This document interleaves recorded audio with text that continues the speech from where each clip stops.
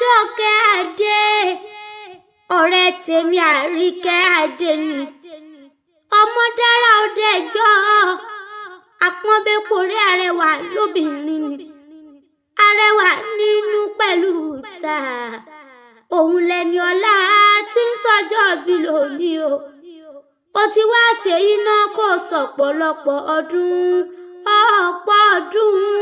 láyé ẹwà rẹ ò ní wọ́ mí ò ní sá ò ní títí láéláé ayọ̀ níwọ̀n láyé Kennyweth Ventures kò máa lọ síwájú àlékún ọlá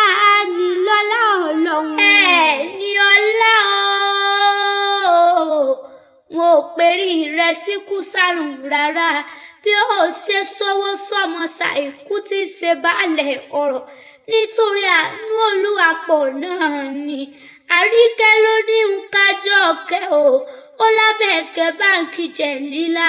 tùmí nínú ló ní ń kálàfínú tọ òun ó ní bóun káwọ́ kọ̀rẹ́ òun ó ní bóun kí gist partner òun ó ní kọ́rẹ́ àtìlẹ́wà òun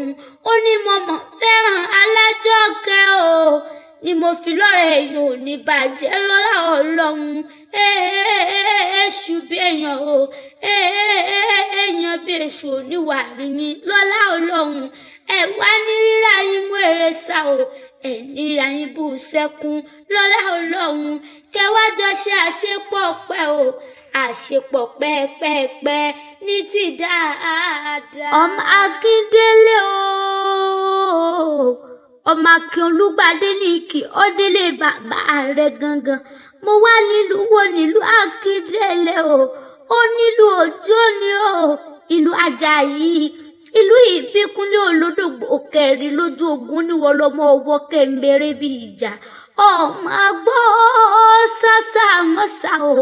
ọmọ àgbọ̀ yàyà mọ́yà onílé Olúyọ̀ lélẹ́yìn Ìbàdàn Mèsì ọgọ níbi olè tí ń gbéjàre olóhùn mẹ́ẹ̀bọ́mi ẹlẹ́yẹlé èlòmí títẹ ẹrú tọmọ láàyè pòmù àṣejì rẹ lómi àbúmúbúwẹ́lẹ̀ Ìbàdàn àkúkú wáyé àmọ́là kankan lára